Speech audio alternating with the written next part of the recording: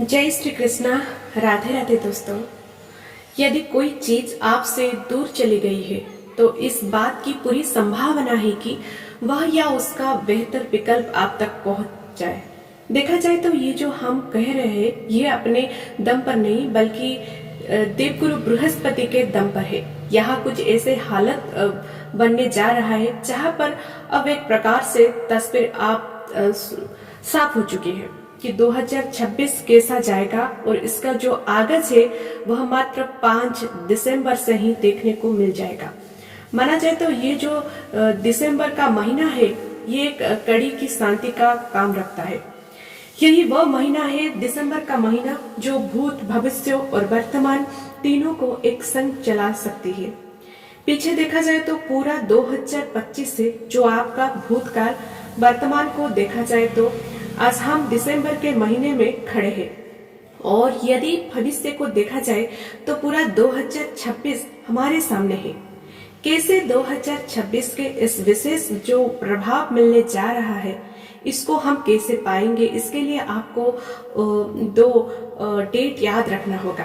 पहला डेट है 11 मार्च को, पहला डेट है 11 मार्च और दूसरा ठीक है 1 जून को, क्योंकि देवगुरु बृहस्पति अतिचारी अवस्था पर अपना गोचर परिवर्तन भी करेंगे। और आखिर क्या स्थिति बनने जा रही है समझिएगा। पूरे इस मजार को, इस बात को आप जब किसी वीडियो को देखते हो और समझते हैं तो इसका मतलब आप जाने अनजाने में ही अपने चंद्रमा और बुध को मजबूत कर रहे होते, क्योंकि चंद्रमा आपका मन है और बुध आपकी बुद्धि, आपकी बुद्धिमत्ता दोनों का एक संग उपयोग करते हुए इस वीडियो को देखिएगा ताकि स्वतः ये आकलन लगा पाए कि कैसा रहेगा। अब ये एक सबसे पहले डेट प्रारंभ होता है और उस डेट का नाम है 5 दिसंबर जो जा चुका है 2025 का है।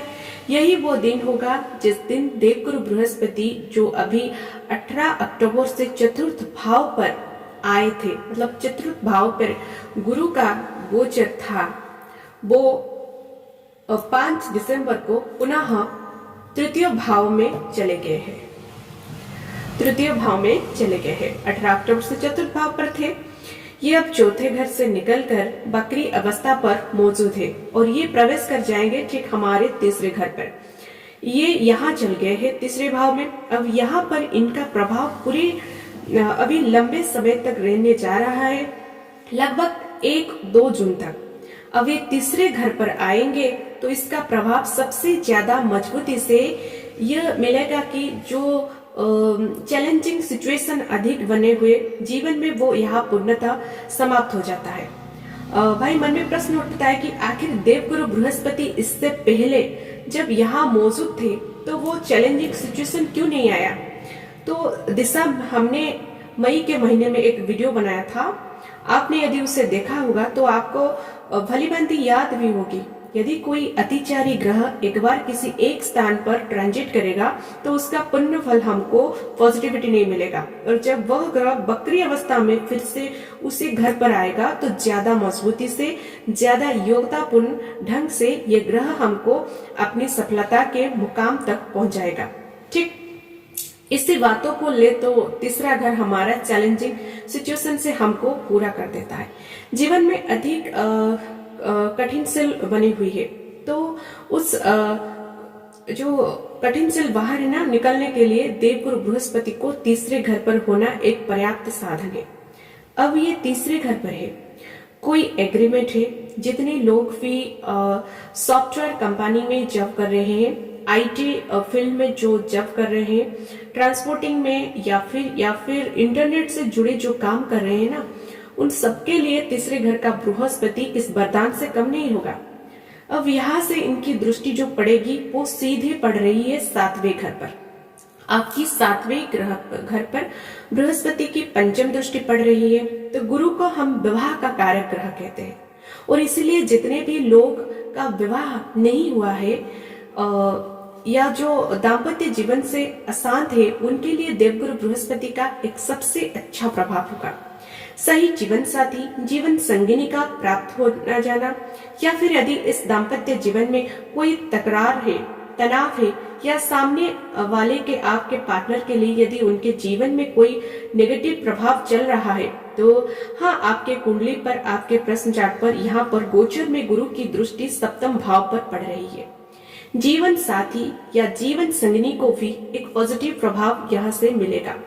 अब क्योंकि सप्तम भाव आपका स्वतः आपका बिजनेस भी है, व्यापार है, इसलिए व्यापारी वर्गों के लिए अपने क्लाइंट तक को पहुंच पाते हैं, क्योंकि तीसरा घर हमारा डीलिंग का है और सातवां घर वो घर है जो आप जिससे आप डील करते हैं, तो इसलिए हम ग्राहक इस समय पर प्राप्त कर पाते हैं, डील हो पाता है, और खास करके ग्रह एक बार अपना काम करके उसी घर पर गए हो तो बहुत ज्यादा संभावना है जो पुराने आपके काम रुक गए हैं या जिसको आपने आगे नहीं बढ़ा पाया है, वह काम इस समय पर पुनः फिर से आ सकता है, या उसका बेहतर विकल्प बिजनेस और कैरियर के परिप्रेक्ष्य से काफी पॉजिटिव होगा। अब गुरु के पास जो अगली दृष्टि है और वही पड़ेगी इनकी सातवीं दृष्टि आपके नवम भाव पर। अब नवम भाव तो स्वयं गुरु का भाव है और अभी ये अतिचारी अवस्था पर अपनी दृष्टि दे रही है अपने ही घर में, तो क्या होगा, क्या प्राप्ति होगा? तो इसलिए ना सिर्फ हम अपने कैरियर पर आगे बढ़ेंगे, बल्कि भाग्य का संपूर्ण साथ आपको प्राप्त होगा। कोई धार्मिक यात्राओं योग बन सकता है, क्योंकि नवम भाव हमारे धर्म का है। हम हमेशा कहते हैं नवम भाव अर्थात भाग्य को जागृत करने के लिए कोई ना कोई बीच बीच में धार्मिक यात्राएं करते रहिए। इससे ना सिर्फ आप ईश्वर से जोड़ पाते हैं, बल्कि आप अपने 9th हाउस को मजबूत कर पाते हैं, जो कि आपका लक है। अर्थात लक के सपोर्ट के लिए देवगुरु बृहस्पति की दृष्टि एक पर्याप्त हमारे लिए साधन होगा, जो हमको मंजिल तक पहुंचा जाएगा। अब यही पर देवगुरु बृहस्पति सबसे बड़ा खेल खेलेंगे। कुछ दिन पहले ही राहु ने अपने स्वयं का साम्राज्य प्राप्त किया था 11वें भाव पर, और यह स्वयं अपने स्वदृष्ट नक्षत्र पर पहुंच गया था। देवगुरु बृहस्पति से मुक्ति होके अब गुरु का कंट्रोल फिर से राहु पर आ जाएगा, और जिसके कारण से देवगुरु बृहस्पति अपने नवम दृष्टि से नवम भाव को दृष्टि प्रदान करेंगे राहु को। तो राहु के कारण यदि जीवन में कोई बाधा है, चाहकर के भी कोई मन में अशांति बनी हुई है, डिप्रेशन तनाव है, तो यहाँ पर गुरु की दृष्टि का पड़ना अर्थात राहु को वो कंट्रोल में करेगा। और स्थान का कौन सा हो गया, स्थान है गया ना 11वां, जो कि इनकम का लाभ का है। 11 घर पर राहु का प्रभाव, क्योंकि अभी वो है ना राहु, इधर राहु है आप 11 हाउस पर, और यहाँ पर है आपकी शनि। तो 11 हाउस पर जब आपकी 11वें घर पर राहु का प्रभाव अच्छा है, अब यहाँ देवगुरु बृहस्पति का भी प्रभाव पड़ गया, तो जिसके कारण से एक बड़ी लाभ, बड़े इनकम से हम जुड़ पाते हैं। कोई बड़ी इच्छाएं हैं, वो ये समय पर पूरे होने के लिए सबसे ज्यादा प्रभावी रहेगी। अब आप बीच में एक डेट आपको बताता हूँ, 11 मार्च, जो पहले से मैंने बता चुकी हूँ। तो 11 मार्च को क्या होगा, क्या न देवगुरु बृहस्पति इसी दिन मार्गी अवस्था पर आ जाएंगे, और ठीक इनकी दृष्टि राहु पर तो पड़ रही है, साथ में इसी दिन हमको मिल जाएगी यहाँ पर शुक्राचार्य, जो यहाँ मौजूद रहेंगे, यहाँ पर मौजूद रहेंगे 11 भाव पर। और यहाँ क्या होगा, तो यहाँ पर होना कुछ विशेषता से परिपूर्ण होगा। गुरु आपके लिए धनेश है, इसलिए लाभ और धन का समावेश दोनों मजबूती से दिखने मिलेगा, अर्थात बड़े धन लाभ का योग बन सकता है। तो यहीं पर एक डेट चेंज होता है, और इसी समय पर 1 जून को 2026 का दिन आता है। ध्यान दीजिएगा, अब बड़े खेल यहाँ से और ज्यादा मजबूती से आगे बढ़ेंगे, क्योंकि देवगुरु बृहस्पति मार्गी हो गए हैं। अब अपनी यात्रा अब आगे की ओर बढ़ाएंगे, और यहाँ से पुनः जहाँ से इन्होंने यात्रा की शुरुआत की थी वहीं पर पहुंच जाएंगे। इनका प्रभाव 1 जून 2026 से लेकर के 31 अक्टूबर 2026 तक सबसे ज्यादा मजबूती से मिलेगा। कारण क्या है, एक तरफ तो देवगुरु बृहस्पति उच्च के हैं, उच्च राशि पर विराजमान है, ऊपर से ये केंद्र भाव पर है। इस नाम का राजयोग यही बना रहे जो केंद्र पर है। अब यहाँ इनके पास वो बल आ गया है कि एक बार इन्होंने इस भाव पर काम कर लिया है, इसलिए दोबारा फिर से इसे घर पर आएंगे तो ज्यादा मजबूती से रिजल्ट देंगे, और जिनका अभिप्राय सिर्फ और सिर्फ आपका कैरियर होगा, अर्थात कैरियर में बड़े बढ़ोतरी के लिए देवगुरु बृहस्पति का जो प्रभाव है वो सबसे अच्छी स्थिति पर यहाँ मजबूत रहेगा।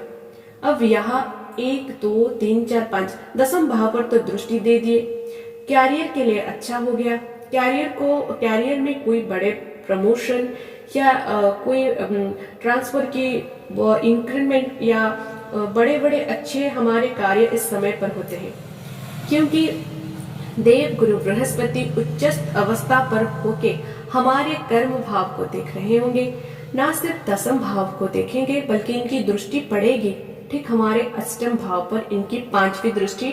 अब वह बाधा वो रुकावट जो हमने देखा है अष्टम भाव बाधा और रुकावट का है, गुरु की दृष्टि पड़ रही है, हम अपनी बाधा और रुकावट से दूर होते हैं, क्योंकि गुरु की दृष्टि अमृत के समान होती है।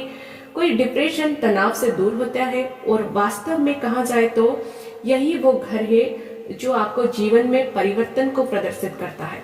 तो बड़े परिवर्तन कब होते हैं? जब 8वां घर आपका प्रभावी होता है। तो यहाँ पर देवगुरु बृहस्पति जो कि यह स्वयं मुख्य त्रिकोण की राशि पर है, इससे बड़े परिवर्तन के लिए प्रभावी हो गए। साथ ही साथ जो लोग में फिर के ईश्वर तत्व को जानना चाहते हैं, ईश्वर की प्राप्ति करना चाहते हैं, पूजा पाठ में लगे हुए हैं, इन सब लोगों के लिए गुरु की दृष्टि का 8वें घर पर होना और स्वयं मुख्य त्रिकोण की राशि पर होना एक बड़ी कामयाबी देता है, जहां पर ईश्वर से साक्षात्कार करने का अवसर तक निकल के सामने आता है।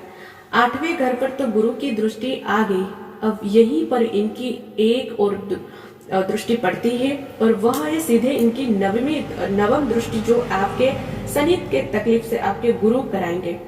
मेष राशि शनि के प्रभाव में है कि वो आपके राशि में अभी शनि के 7.5 है, अभी 7.5 चल रहा है, और ठीक गुरु की दृष्टि जब पड़ती है शनि के ऊपर से, इसका मतलब ये हो गया कि शनि के कारण यदि हम ज्यादा परेशान हैं, कोई काम यदि डिले हो रहा है, तो हम कह सकते हैं कि गुरु की दृष्टि का पढ़ना अपने वर्तमान जॉब से हमको चेंज करने का अवसर भी यहाँ पर देव गुरु निकाल कर दे पाएंगे।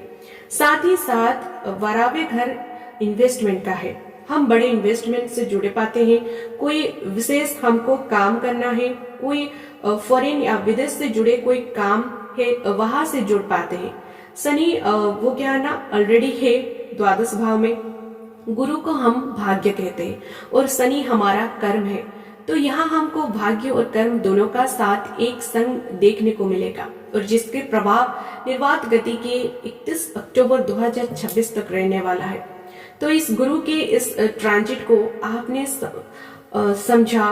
ओवरऑल यदि एक शब्द में कहा जाए तो यह ट्रांजिट काफी महत्वपूर्ण है, जहाँ पर गुरु ही इस बात का निर्धारण करते हैं कि कब कब हमारा जीवन में क्या होगा। शनि और गुरु दोनों का गोचर ही हमको सब कुछ बता देता है। अब यहाँ हम शनि और राहु के जो प्रभाव से हमको यही गुरु मुक्त भी कर सकता है, इसलिए गुरु के शरण में रहिए। आपने गुरुवार का मंत्र जाप जो आपको गुरुदेव ने दिया है उस मंत्र का जाप कीजिएगा। जिनके कोई गुरु नहीं है, जगत पिता भगवान स्वयं शिव शंकर जी जगत गुरु माने जाते हैं, उनके मंत्र का जाप करके इस गुरु को मजबूत रखिएगा और अपने जीवन पर सदैव अनुमति मार्ग पर अग्रसर रहेगा। इन्हीं शुभकामनाओं के साथ अब इस वीडियो को हम विरासत देते हैं।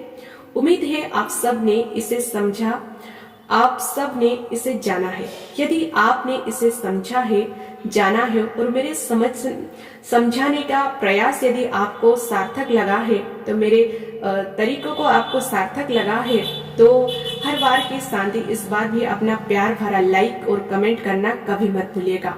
और हाँ, याद अभी तक आपने चैनल को सब्सक्राइब नहीं किया है तो सब्सक्राइब कर लीजिए। पुनः एक बार फिर आप सभी का दिवस शुभ मंगल हो। इन्हीं शुभकामनाओं के साथ जय श्री राम।